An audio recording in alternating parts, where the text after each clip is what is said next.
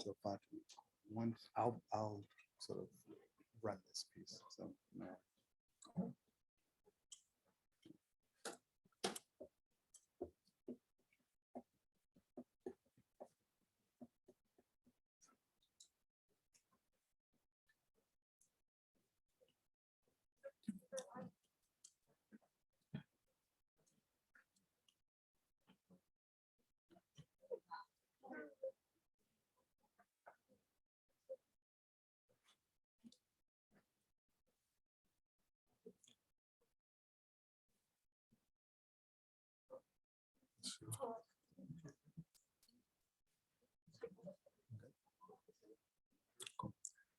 all right.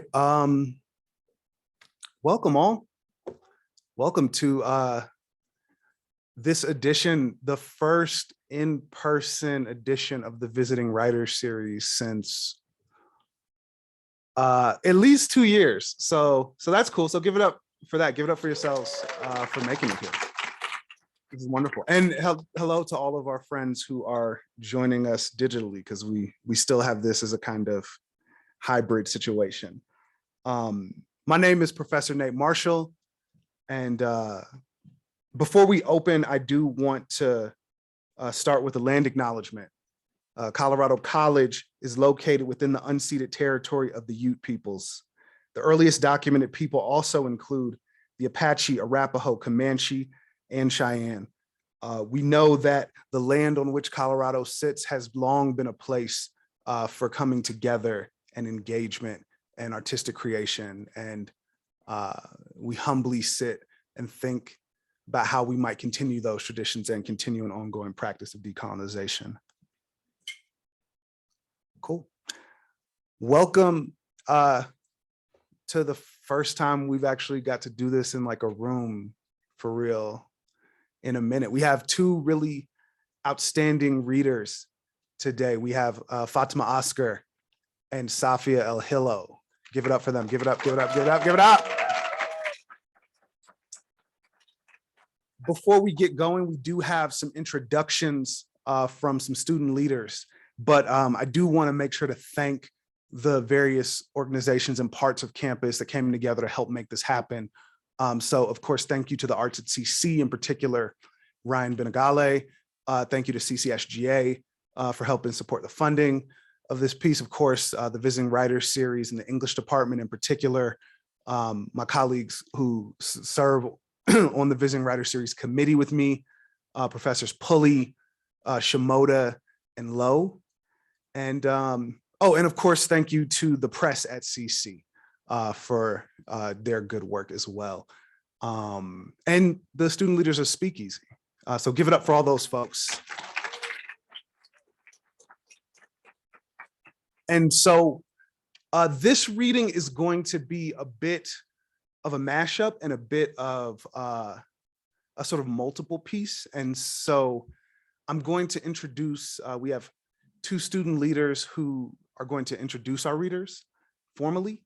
And then from that, we'll play a short film from one of our readers. And then our readers will go sort of in sequential order. And so tonight, please first give it up for, sorry, introducing Fatima Asghar. Please give it up for Manor. And then you can give it up, that's fine. And then immediately following Manor, introducing Safia Elhillo, we'll have Anya. Cool. Hello, everyone. So I'm going to be introducing Fatima Asghar. They're Kashmiri Muslim poet, filmmaker, educator, and performer. They're one of the editors alongside Safia of the book Halal If You Hear Me, which carries original, powerful voices of many Muslim women, queer, genderqueer people. They're also the author of the poetry If They Come For Us that focuses on partition. Um, Other than that, they're also the creator of the web series called Brown Girl, which is an Emmy nominated web series highlighting the relationships between women of color. Their work has been featured multiple times in news outlets such as PBS, NPR, The Huffington Post, etc. Fatima's activism and presence has been a source of healing for a huge population of Muslim queers, especially Muslim queer artists all around the world. Their words about existence and acceptance and efforts to build community has been immensely influential in empowering, supporting, and uplifting the voices of Muslim and South Asian communities in the US and outside of the US. We hope that today, by sharing this space with them, we can celebrate the existence of their voice and words that have brought many of us healing, solidarity, peace, and power. Thank you. I'm going to call on Anya to introduce Safia for us.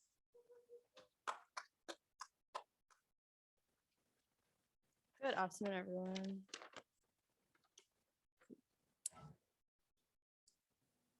Sorry. Yes. Great. Safia Elhillo is the author of January Children, which was published in 2017 and won the Solomon First Book Prize for African Poets and an Arab American Book Award. Elhillo's novel in verse, Home is Not a Country, was longlisted for the National Book Award and was awarded a Coretta Scott King Book Award author honor. Elhillo is also the author of the book of poetry, Girls That Never Die, which is forthcoming from Penguin Random House. She also co-edited the anthology Halal If You Hear Me with Fatima Asghar, who joins us today, which is so cool. Sudanese by way of Washington, D.C., Elhillo received the 2050 Brunel International African Poetry Prize and was listed in Forbes Africa's 2018 30 Under 30. Her work appears in Poetry Magazine, it caps, Kalaloo, and the Academy of American Poets Poem a Day series, among many, many others. Quite recently, I learned that Safia Elhillo was a student of the late Barbadian poet Kamal Bradford, whose praises ever echo through Caribbean bodies of literature, scholarship, and water. Bradford's poem South was my favorite when I was in secondary school. And in the way that poems do, it stays with me. It keeps on mattering, keeps on bringing me home. In a similar way, I keep returning to Safia's poem entitled In Memory of Kamal Bradford, in which she writes, "You were enormous as a god, and you were kind to me. And from that brief overlap, I sit down to write, hands fragrant with pith and peel. I want to grow larger than my morning." Safia, that we, all of us here, have overlapped in this room today is precious and immense. Particularly for those of us who are currently working on our theses, sharing space with you today is a brief but big blessing, and I know this will stay with us, keep on mattering as we sit to write. May we all indeed grow larger than our morning. It is an honor, inner honor, inside an honor, with some more sprinklings of honor, beyond that honor and more, to welcome you to Colorado College.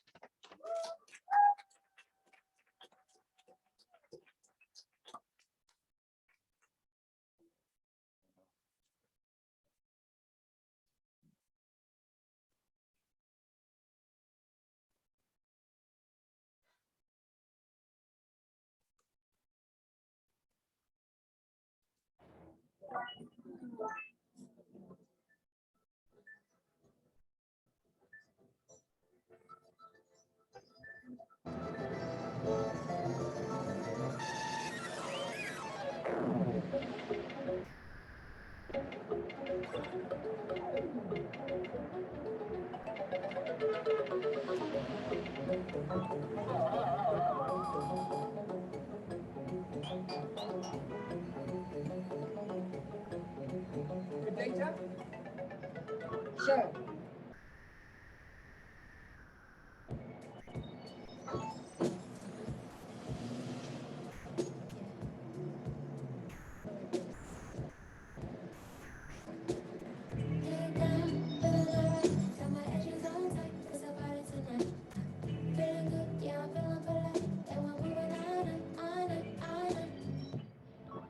Okay, how do you actually say it? It's Khadija. Oh, I was totally close. Yeah. Totally close. Where's that from? Oh, it's from Pakistan. Oh, shit. That's what's up. Pakistan, that's like in... Pakistan. Right, true. Okay, Pakistan. Pakistan. Pakistan.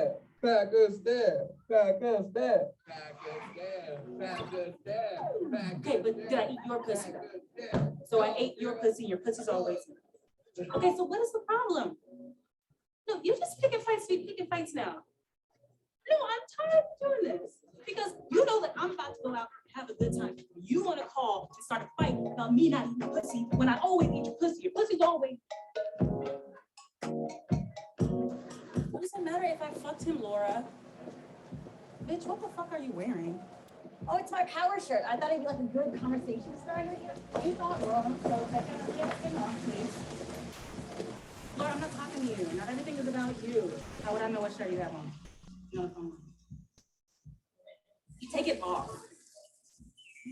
Girl, you know Khadija ain't got no damn style. I'm trying to get her fucked out here. Stains on the bus. It's like practical bra, okay? My nipples chafy. She hasn't gotten none since Edwin. Exactly. It's like, right, it's like 6 months. Couldn't be me. I'm not about to do that. No, I'm not. No, that wasn't personal. I was just saying.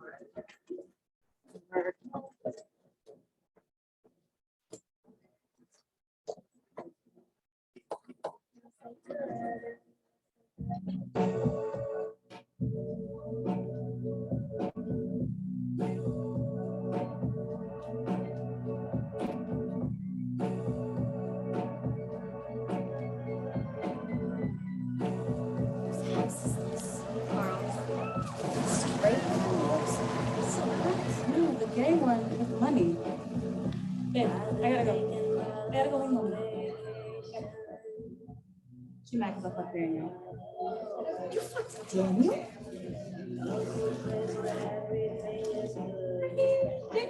It's not real. Remember that. What about pussy? Well, I can't be saying pussy's not real out here in mixed company because we're feminists. Feminism? Am I supposed to bring snacks or alcohol? Girl, we're not here to snack. What are you here to do? Here to have sex. What's your voice so bitch ass? That's not a thing. It is. No, Say it it's with your not. chest. What do you mean with my chest? I'm here to have sex. I was just talking to her. She is good. No.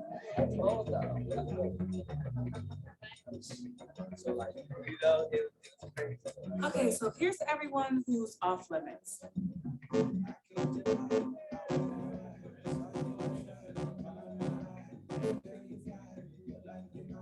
And here's everyone who's too weird to fuck.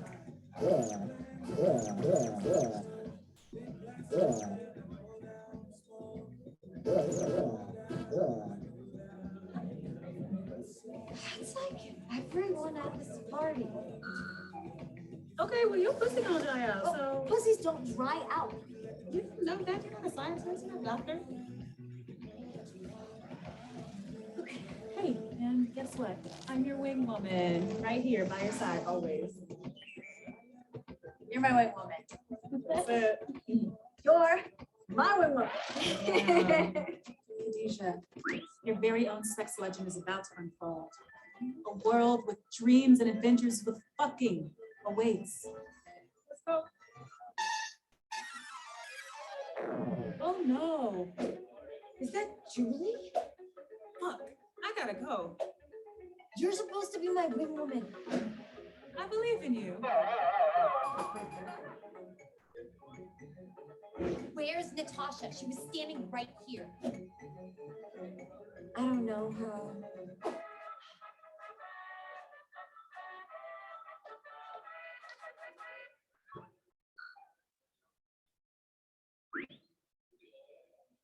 One, two, three.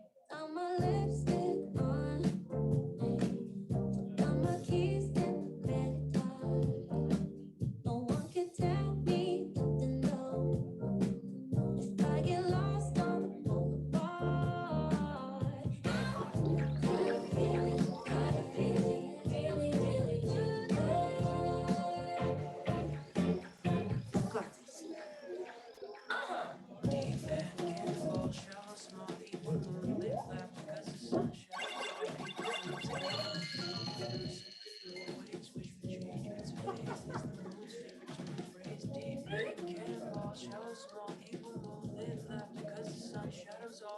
Hey, I saw you standing alone over here. I was just looking for my friend. I could be your friend. I'm gonna decline. You wanna go to my car? We can fuck with my mixtape. Like, nah. Oh, what do you, I'm not really into Wind King. I'd be down if you were willing to dress up like so like, what's your mood? Brought some homemade beer. Wait, let me guess. Brewed it myself. Scorpio? You want to share? I refuse this. Whoa, hey, I think you have something in your eye. I can get it out myself. I'm good.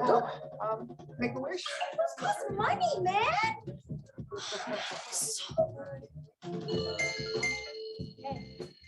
Hey. Super cute shoes. Thanks. I got them on sale. They're like 30% off. Oh my God, I love discounts.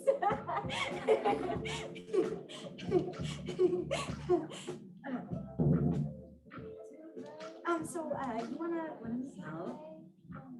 Sure.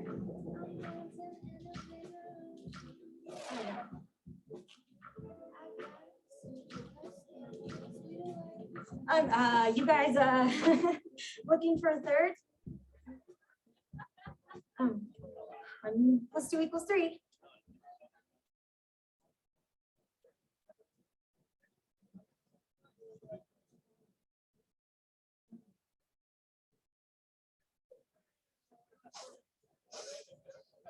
I only outdoor shower and it hasn't rained in like a week.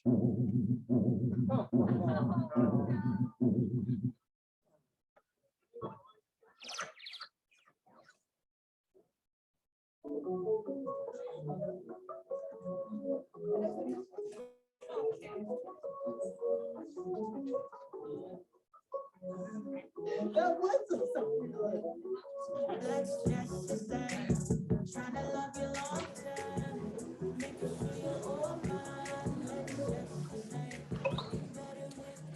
No.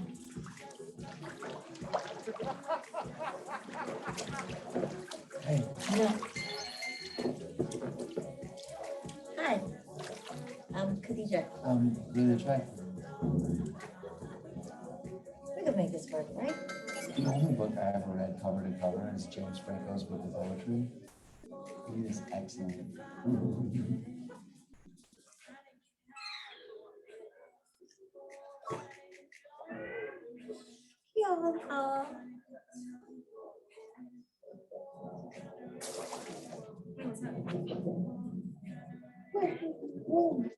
Yeah. No, I don't know. Yeah, me neither. You get laid yet?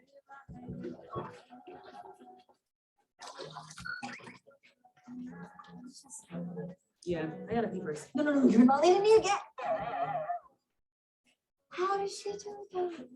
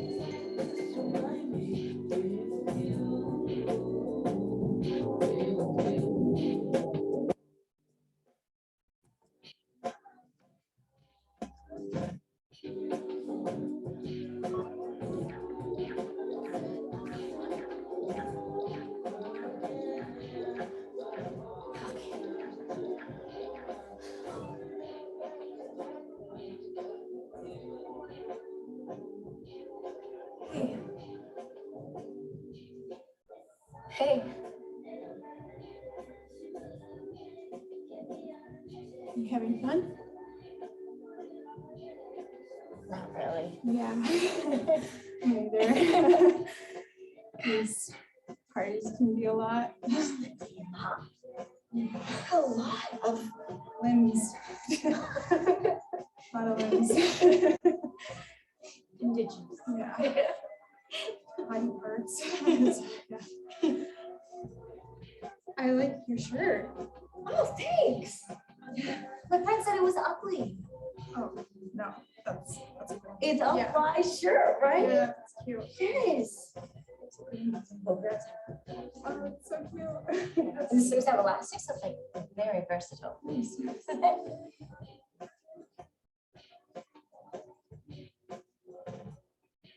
um, you wanna Yes. yeah.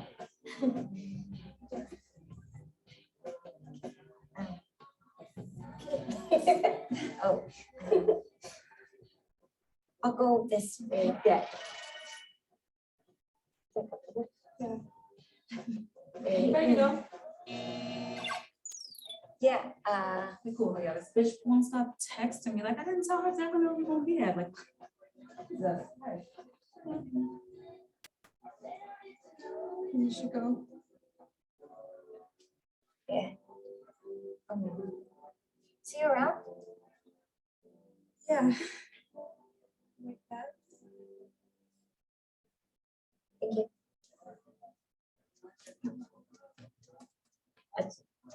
Never mind.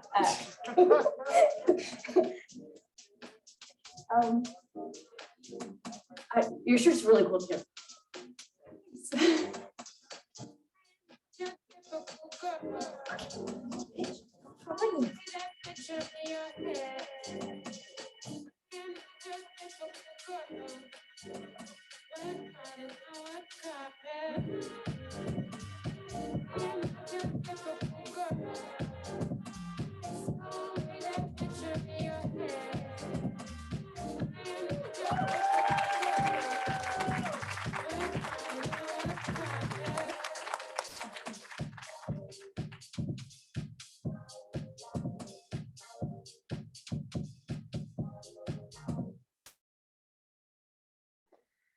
Hi, everyone.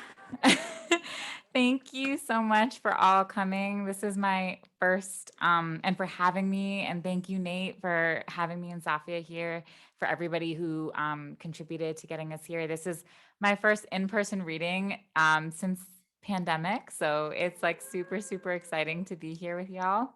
Yeah, and so now that we watched that, we're gonna get into some of my sad ass poems. So great, fantastic. I'm gonna read some that aren't super sad in the beginning to kind of help us out. This poem is called Old Country. Has anybody been to Old Country Buffet? Okay, two, love to see it. Old Country Buffet, where our family went on the days we saved enough money. Everyone was in a good mood. Even Olu, our uncle, who never smiled or took off his coat and dyed his hair black every 2 weeks so we couldn't tell how old he was. We marched single file towards a gigantic red lettering across the gravel parking lot to announce our arrival. We, children, carrying our rectangle backpacks, brimming with homework, calculators, and Lisa Frank Trapper keepers, for we knew this was a day without escape.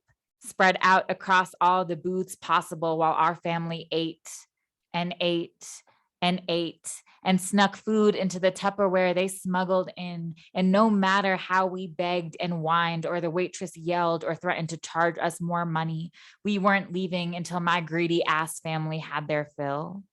Oh, Old Country, the only place we could get dessert and eat as much of it as we wanted before our actual meal. The only place we didn't have to eat all the meat on our plates, or else we were accused of being wasteful, told our husbands would have as many pimples as rice we left behind. Here, our family reveled in the American way of waste. Manifest destinied our way through the mac and cheese and green bean casseroles, mythical foods we'd only heard about on TV, where American children rolled their eyes in disgust. Here, we learned how to say, I too have had meatloaf and hate it. evidence we could bring back to the lunch table as we guessed what the other kids ate, and they scoffed at our biryani. Here, the adults told us if we didn't like the strawberry shortcake, we could eat the ice cream or jello. We could get a whole plate just to try a bite and turn up our noses, and that was fine. Here, we loosened the drawstrings on our shalvars and gained 10 pounds. Here, we arrived at the beginning of lunch hour and stayed until dinner approached, until they made us leave. Here, we learned how to be American and say, we got the money and we're here to stay. Thank y'all again for being so present with us. Oh, thank you. And I just also want to say thank you to Manor for introducing me. That was such a beautiful and lovely introduction. So I feel really grateful for that. Okay, so this poem is called Haram, and it starts with an epigraph for my sister, Khadijah, which is God supports my waxing habit. The day Auntie A saw my sister's pussy hairs crawling out and around her underwear, so long that if you ripped through the tangles, you could part them into pigtails, was the day we were all given our own pair of scissors and told to read namaz. Your hairiness is against Allah's will, my auntie scolded, the disappointment lined on her too young face. The three of us sisters lined up to wash our feet in the tub, our shame quieting us as the wudu water splashed all the way to our arms. Khadijah had to do astaghfirullah, repenting for her evils as we cut each lock of hair, discarding them in a plastic bag we got from the corner store because they were too thick to flush down our struggling toilet. The next day, we sisters woke at 5 a.m. to read the Quran, massacring the scripture in our American mouths. We read the surah about not painting your nails or altering any part of your body and wondered about our sheared bushes, once a part of us and now finding shelter in some smelly garbage. Maybe we misunderstood the surah. Maybe we were outside Allah's creations, but we knew better than to question my auntie's law. We speculated that the Quran hadn't ever imagined hairiness like ours, so vast it was its own sin. Bitches be hairy, you know what I'm saying? It's like, whoo, be hairy. Oh Lord. Okay. This poem is called Halal, and it's actually after Safia. Because you're so my little halal diva, so halal. The Uber I step into is halal. At least the driver tells me so. He says, this window is halal. This door is halal, this floor, and we both laugh. The prayer hung in the rear view, a minaret that calls my knees, the closest to masjid I have been in years. Tonight, this ride is the ummah I choose. The driver hoots, a dervish that whirls my smile. He says, I'm 1% halal, 99% shaitan. At least my devil is honest. Khada ka shukr, at least my devil is honest. My skirt a little too short. My collarbones, ridges for lovers' fingers to find flight. I never dress right for any weather. My arms a gathering of bumps. All my auntie's shame ice the blood below my inked veins. My knees wobble on the edge of what I should be and what I am. At the end of my sight, I dream a world brimming with my contradictions. When I turn to look, it disappears. My devil quiet the days I wrap my hair in a bouquet. But tonight, mashallah, we are safe from his gaze in this rush chariot. I lace the back seat with my haram. I trace an altar in my God's name. I think I am going to read 3 more poems and then we'll go to Safia. And these 3 poems are new. So that's exciting.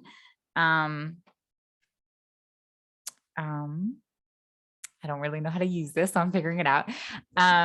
Okay. They're in their Lord of the Flies bag, Terrence says about the boys nestled in the mouth of the waterfall, the one boy's eyes to the sky, legs wrapped around the rock to keep him alive, afloat, the river running over him, kissing him just so, his body an interruption in the water, the rush and roar of its call, partitioned by the fall dividing it from itself. The other boys perch around him like water nymphs, staring off beyond the dip in the mountains where the sun sets. The boys, so landed, they become part of the land, the roots rooting around their ankles. Yes, in their lorded fly bag, but a lord of the flies before it gets dark, before they do what they do to Piggy, before the split and hunt. Wild still, boys who jump from high where the trees are into the water cradled so lovingly by rock. Boys who ford the river in their socks, throwing their shoes to any soft land willing to catch. The water, a mother, both healing and scolding, both soft and gathering pressure around the fall. Shallow enough to walk, deep enough to dive. The boys know her like their own, where to step and where to not, how to say hello, when to let her sleep. Their big toes scraping into the moss to hold them steady, fingernails finding the hook between roots to anchor, to pull their bodies upwards. The coquis coquilling their song. The sun winking its set. Everything green, nothing poisoned. Alhamdulillah, to know land so well you can play with it. To never second guess where your foot lands, how to get your body where it wants to go. To be so from you, from. Alhamdulillah, to cradle the fall and not fall. To hear the rivers rush and feel safety. Wild, the boys in their Lord of the Flies bag. Yes, the boys there on top of the waterfall. The boys wild but not lost. The boys wild and belonged. This next poem is called I Don't Know What Will Kill Us First, the race war or what we've done to the earth.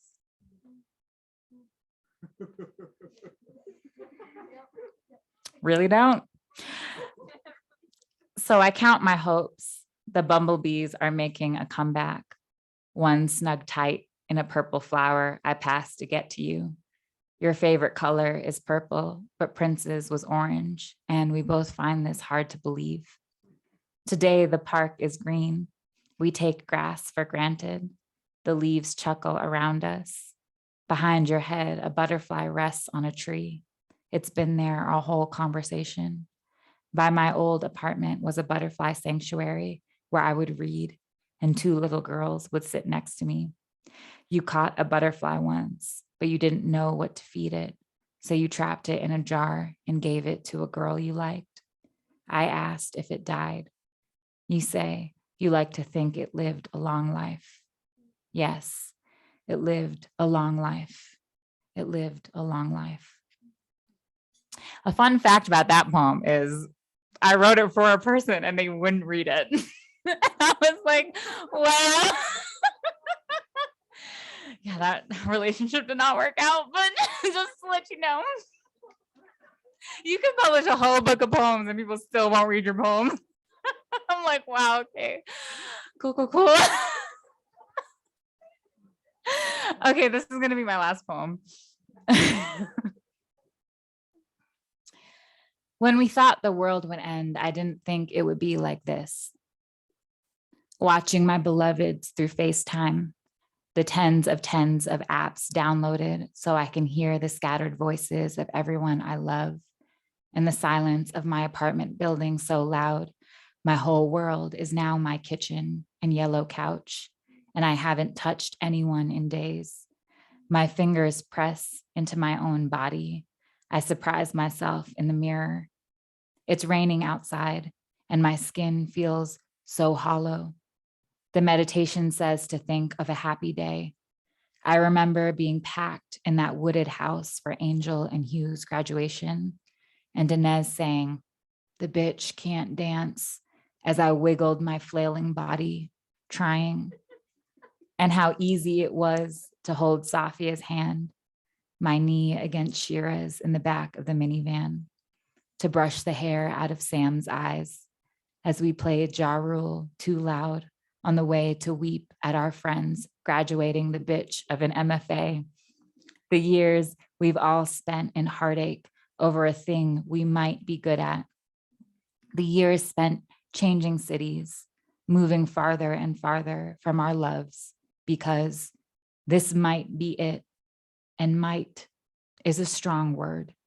Like, this might be our new lives, and this might be forever. The ellipses of waiting and all the mights pile up together around my bed in the mornings. I have to sift through the mights to make my day worthwhile, to push my body into prayer. I have to work to not let the mites get stuck in my chest, to not drown in their sorrow. And we've spent years preparing for the apocalypse, when the white boys took up torches and when that idiot got elected and ice continued to melt. But I never thought it would be like this, us all islanded, watching each other on screens. And before, when we could hold each other, when we didn't know it would end like this, Dinez and I promised, when the world was really coming to an end, like truly coming to an end, we would find each other in our best dresses. I would maybe even buy a fur, and we'd ride it out together. And on the phone, we say, well, bitch, this might be it. Thank you all so much.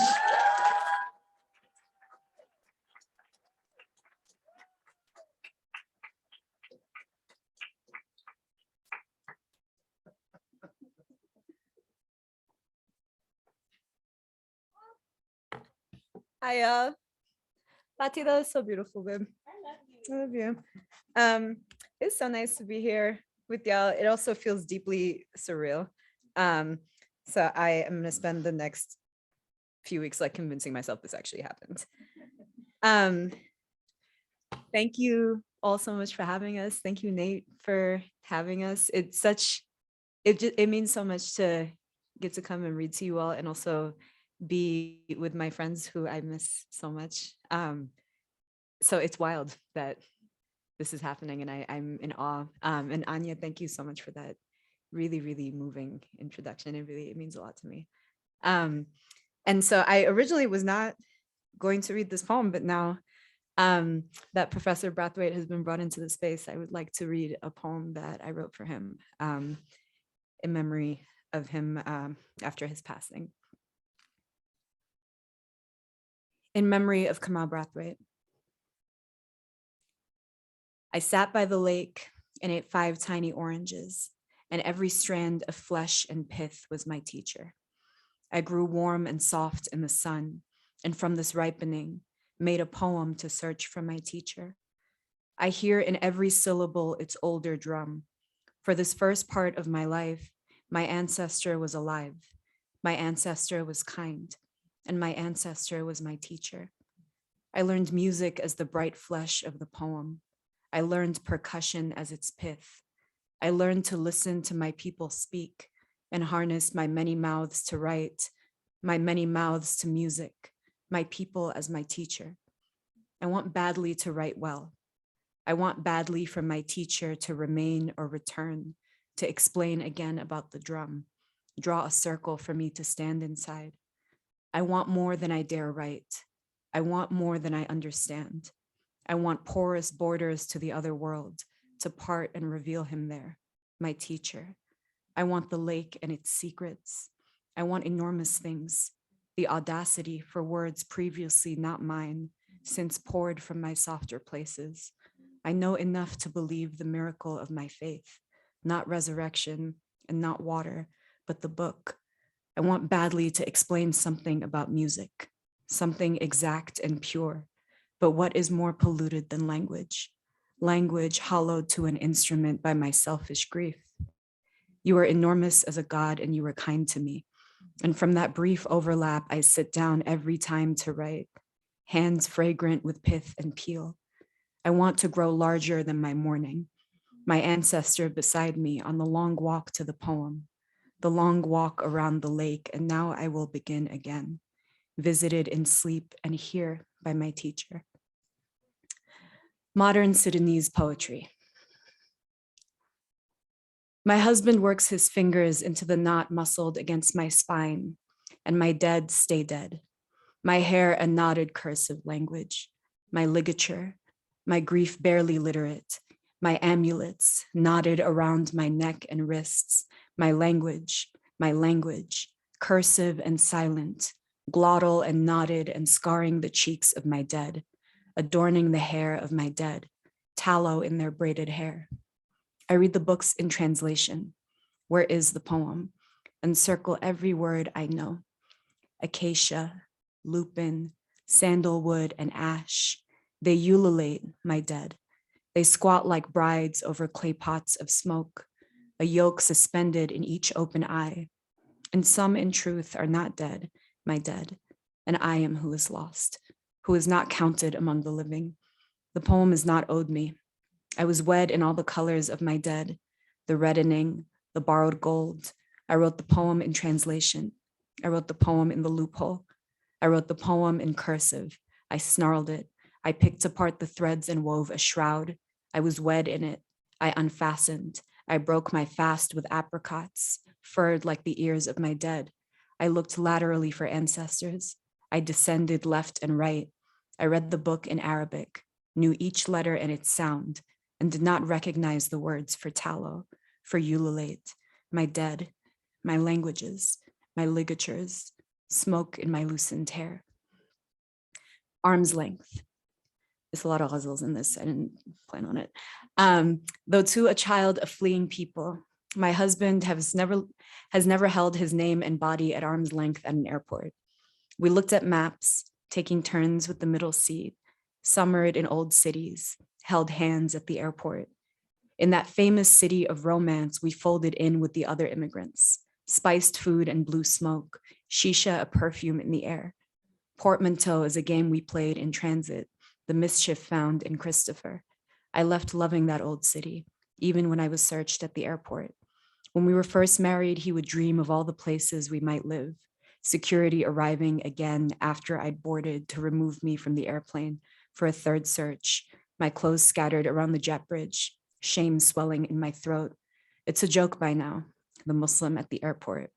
All the places we might live, healthcare and a metro. Do we speak the language? Cost of renting an apartment, its proximity to an airport. Twice, already pregnant, my mother on a long ago flight. Turbulence and nausea in return for passports for her children. Our ease in every airport while she stayed behind to be searched. Headscarf and the wrong papers. My brother and I American and killing time, eating fast food at the airport. After that election, after each new video where we die, we consider our ancestral work of leaving, bored of destinations like a menu at the airport. He has his heart set on it, that city, my husband. It's long afternoon, sunset 2 hours before midnight, and I can't. It was one time, but still, the airport. They hate Muslims in that country, I eventually say. My exalted passport, just paper, ugly shade of blue, and everywhere in the world. The airport, the place where it is most plainly said, but not the only. So where is there for us to go, for me and mine? Name I cannot help and cannot hide what it reports. And now it feels so far away, that place, that portal. I surprised myself by longing. The world, everyone, everything I love, kept from me on the other side of an airport. Ode to gossips. I was mothered by lonely women, some of them wives, some of them with plumes of smoke for husbands, all lonely, smelling of onions and milk, all mothers, some of them to children, some to old names, phantom girls acting out a life only half a life away. Instead, they clatter copper kitchenware with their bangles pushed up the arm, their fingernails rusted with henna, and kneading raw lamb with salt, with coriander. They take wheat tea, upper lip sweating in the steam, hair unwound against the nape, my deities, each one. each sandal slapping against each stone heel, their funk of sandalwood and oud. I worship the bright chiffon spun about each head, the coffee in the dowry china, the butter biscuits on a painted plate, crumbs suspended in eggshell demitasse when they begin. I heard, people are saying, I saw it with my own eyes.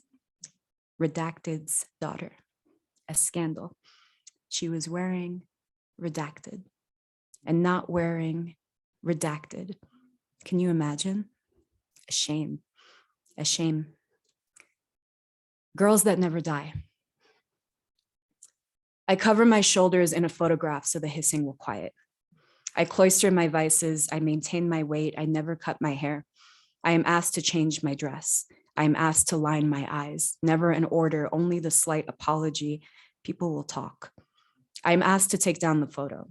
I am asked to anonymize my lover, stop showing my teeth, cover my knees, shave my legs, stop wearing red, start wearing makeup, stop wearing lipstick, stop being photographed at night. People will talk. What will they think? What will they do with my name?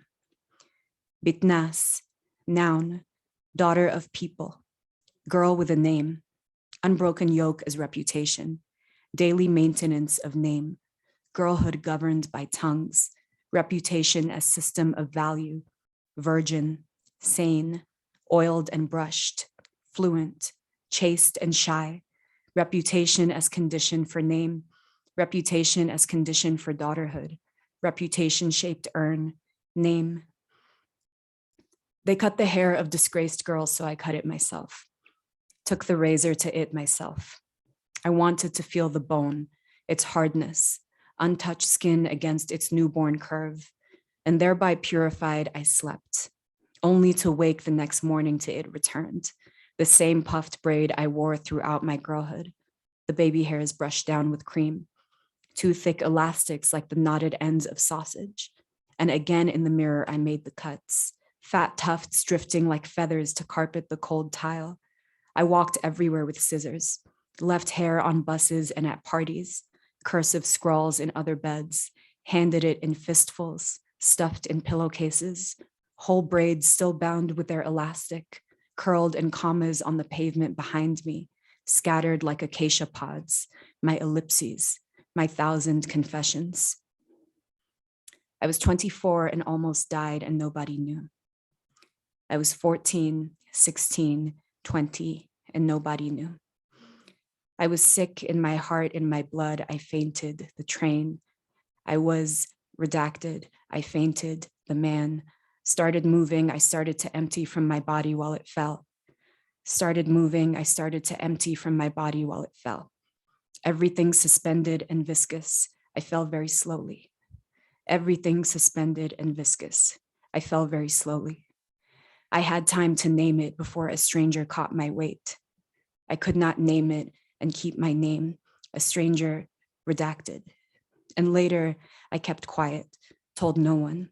I knew what they would think. And later I kept quiet, told no one. I knew what they would think. I knew what could be said. I knew what stories form. I knew what could be said. I knew what stories form. When bodies float into the tracks before trains, I fell. When bodies redacted, redacted, redacted, redacted, I redacted and was caught, and the next day brushed my hair and dressed, and was not caught, and the next day brushed my hair and dressed loosely and chastely and went on hollowing all mouths of my name. I obeyed and still. I covered and still. I prayed and still. I stayed home and still. I dressed loosely and still. I plaited my hair and still. I was unpainted and still. I was a child and still. I was an adult and still. I moved cities and still. I lived with roommates and still. I lowered my eyes and still. I cut my hair and still. I was polite and still. I was silent and still. I was alone once. I was lonely. It was dark. It was daylight. I was a girl, and like the girls I knew, I bruised, I bled, I died.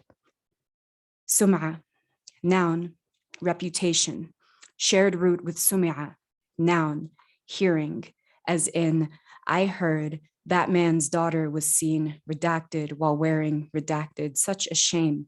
With that complexion, that hair, she could have been redacted.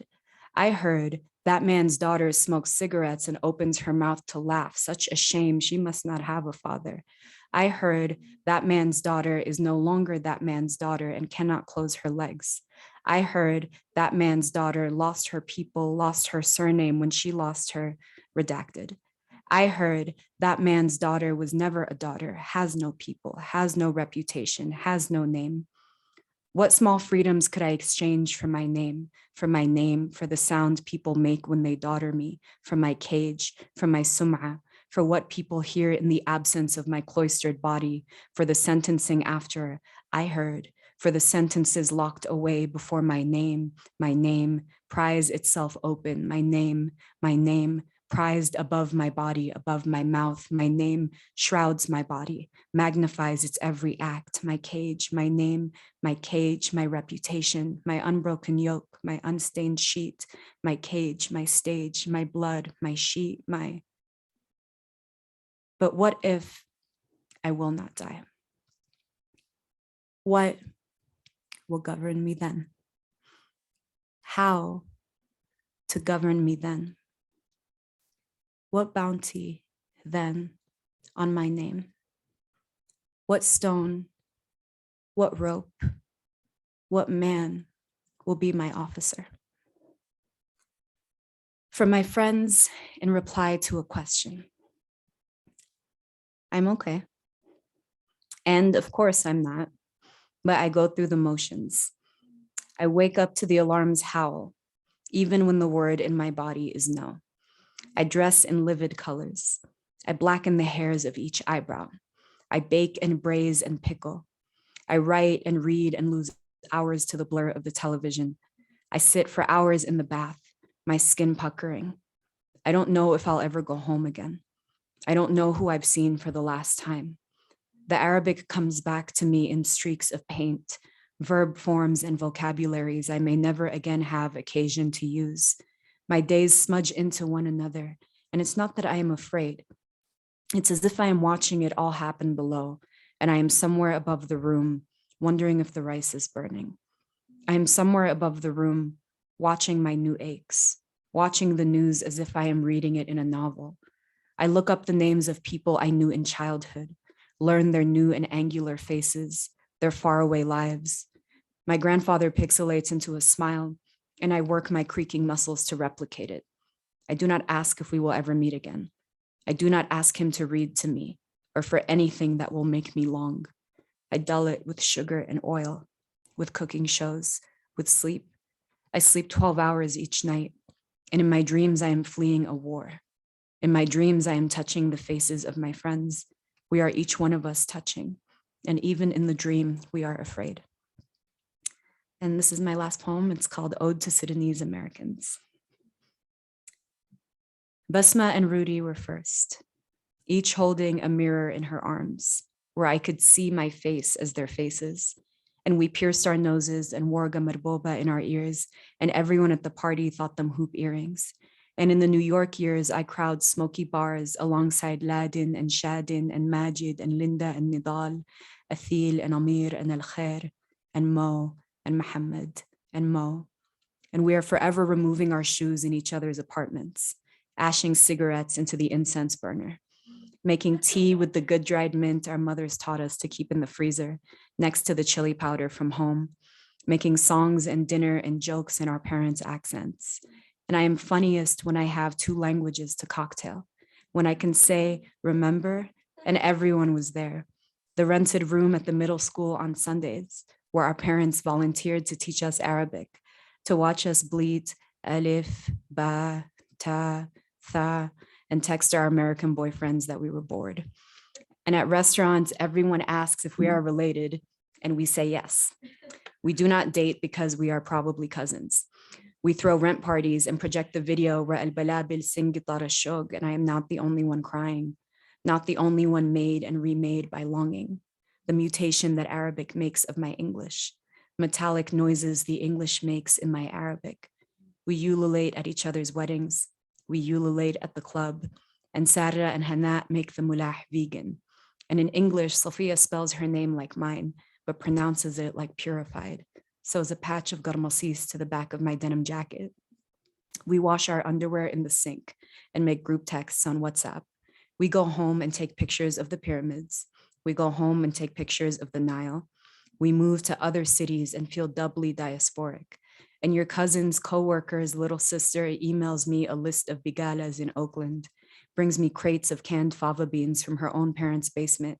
And I say Sudanese American and mean also British Sudanese and Canadian and Australian and raised in the Gulf, Azza and Yusra and Amani and Yasmin.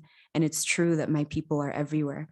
The uncles driving taxis at the end of our nights, the pharmacist who fills my prescription, who is named for the mole denoting beauty adorning her left cheek, guardian spirits of my every hookah bar, of my every untagged photograph, of crop tops and short shorts and pierced cartilage and tattoos, of henna and headscarves and undercuts and shaved heads, my tapestries, embroidered with hundreds of little mirrors, glinting like sequins in the changing light.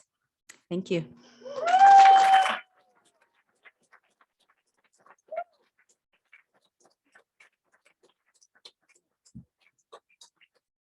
Wow, that was great.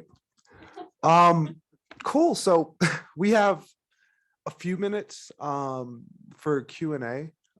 So we'll invite our readers back up. And yeah, if any of you all have questions, we'd love to entertain them. If they're good, you know. Yeah. Cool. Yeah. Not all at once, y'all.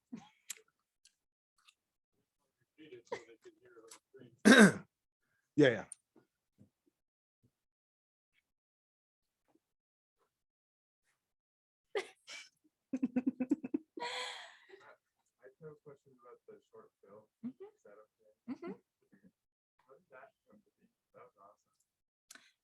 What do you mean? What do you mean Yeah. So the question is, how did the short film come to be? And I am a filmmaker. So that was the first short film that I ever wrote and directed. It's the first narrative that I ever directed. So it was like before that, I had been directing music videos. And so it was a deviation, or, it's a different thing to direct music videos and to direct a narrative. Yeah, it basically was like, a bunch of my friends, a lot of those people are our friends and stuff in that short. And so it was just like getting a bunch of friends together, and I had written something and then just trying to see how to make it.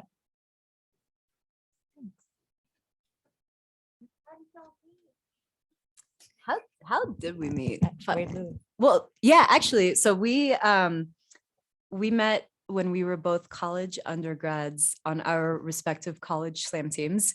And there was a regional poetry slam that I don't know if they still do it, but it was called the Wade Lewis Poetry Slam Invitational. And it used to be at one of the SUNYs. Yeah. Like somewhere upstate.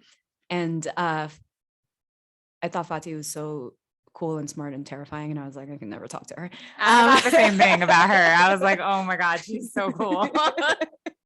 And then many years later, we were at a party and ended up like standing next to each other. And I can't remember which one of us spoke first, but we were like eyeing each other. And then one of us broke the ice and said to the other, "Are you Muslim?" And then we've been friends ever since. The two Muslims at the party. Yeah. That's like what it was.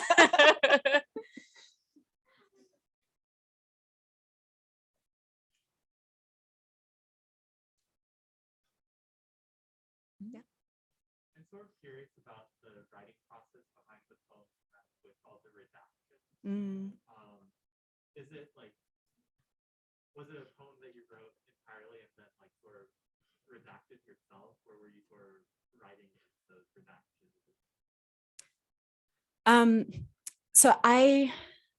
This was, I think, the first time I had worked with redaction, especially to this extent. But I sat down to write this very long poem, and I knew it was going to be a long poem in many sections. And the challenge that I had set for myself is I very much was like a poet who separated church and state. I was like, here's a list of acceptable topics I can write poetry about and read in public, and then here's everything else. And I felt myself kind of coming up against that barrier over and over of the things I felt like I wasn't allowed to talk about or that were shameful to talk about. And I, you know, I wanted to challenge myself to break out of that, but it, like, I had been so conditioned to not talk about so much stuff that the redactions are like physical markers of when I would come up against something and be like, I can't talk about this.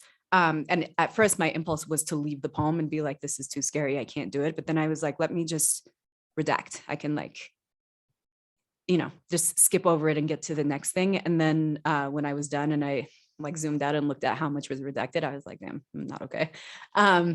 But it I think felt important for me to leave this as a document of all of the erasure and all of the redaction and all of the silencing that I have like been conditioned under and that I've like self-imposed in a lot of ways as well.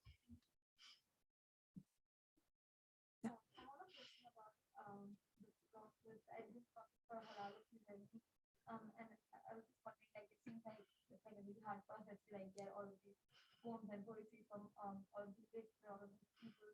And do you think there is something that you would want to talk about, which is we have, and not me, if I as a person want to edit a book that is about Muslim queer voices, is there something that you would like give a suggestion or recommendation that this should be avoided or this should not be? And also the process of like choosing which poetry or which piece you would want to keep and which you don't want to keep, like how do you do that? Yeah, so we basically, how we structured Halal, if you hear me, or how we did it was we were actually at the poetry incubator that Nate was Nate and our friend Eve Ewing were partnering with the Poetry Foundation, and they created this poetry incubator, and it was the inaugural year we were there.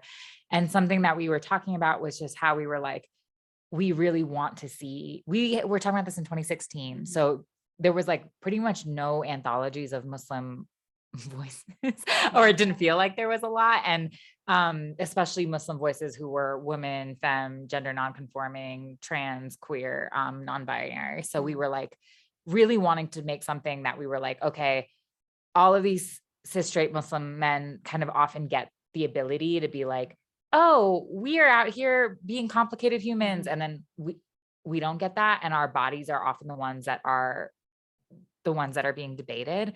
And so we kind of had this idea, and we put out a call, and we literally just put it on Twitter and on Instagram. And it went so many places. And we started to be like basically inundated with people who are just submitting to us. And they were like, I don't even necessarily really even write poem. We're so nosy. We're like, who's calling? Someone's phone ringing. Yeah, not mine either. But we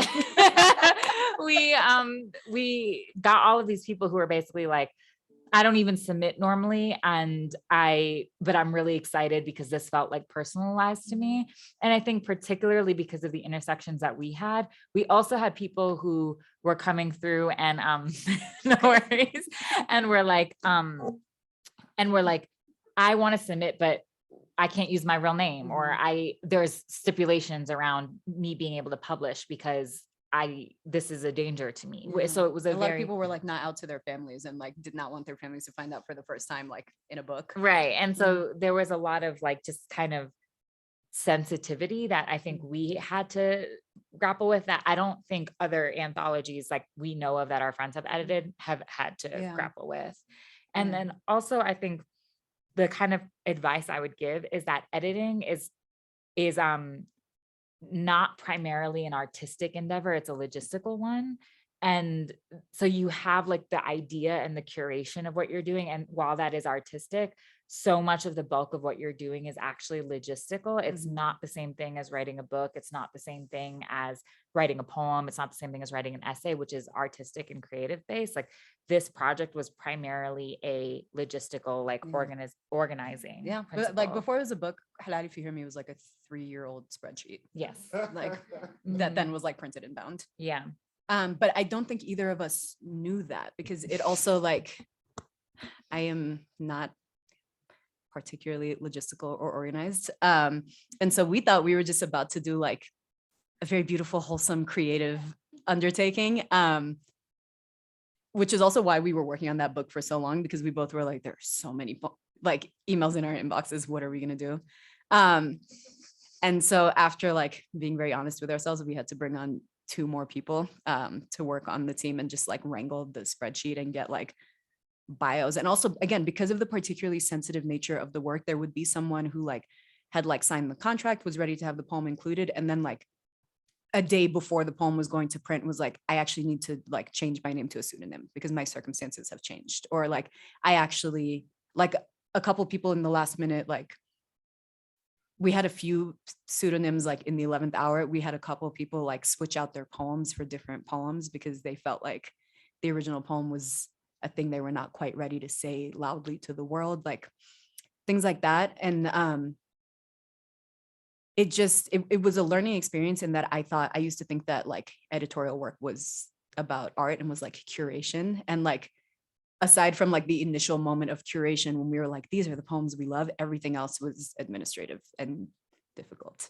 I also think that there was like these really incredible things that happened with Halal If You Hear Me just as insights into our community. And so, for example, when we put out the call, we got connected to queer and trans international movements, and they came through and they were like, we're here, what do you need? And we were like, poems, and they were like, we don't write poems, what do you need? And we were like, we're just making this anthology. Like it was so. And then there was like the queer mosque in Chicago who they were like, what do you need? And we're like, can you send an imam to like lead Maghrib prayer at our book launch? And they were like, we don't believe in designating imams. Anyone who feels called to lead should lead. And we're like, okay. We're like, okay. Can you come anyway? And then they came, and so it was really beautiful. And there was a kind of way where the anthology plugged into a network that was totally not writer related, but was like identity related, that exists globally.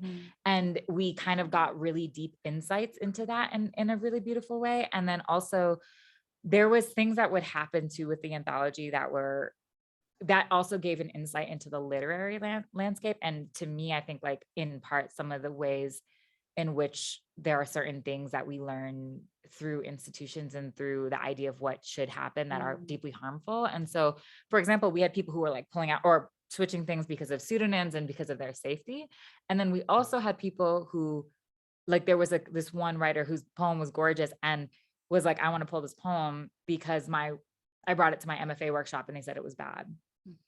And we were like, no. Like, fuck your MFA workshop. We were like, no, like that's like wild. art is subjective, but they're wrong. Yeah. So, and like we had a phone call with the poet for like me and Safia both, we had like a 3-way phone call with this poet. And we were like, I don't know what your MFA program is telling you, but like, that's like not an acceptable thing to say to this poem that is already being published. And people have like, it was just so wild to kind of see that and to see somebody then like question their work and the validity of their work because of what a workshop that is not designed with them in mind, like said about their work. Right. And I think that what was like, in that circumstance, I felt really grateful for having the ability to get on the phone with this person. And there's so many circumstances in which you can't. And that is like really devastating to me to think about like the ways in which people are told like their writing or their art is not acceptable because of the bodies that they're in. And yet what they're doing is like incredible work. Yeah. So yeah. Love our little anthology. Okay, done. Maybe like one more question.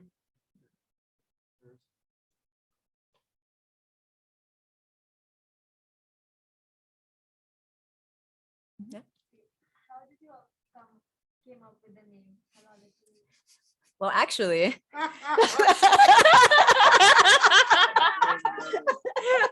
I've been waiting for this moment my whole life.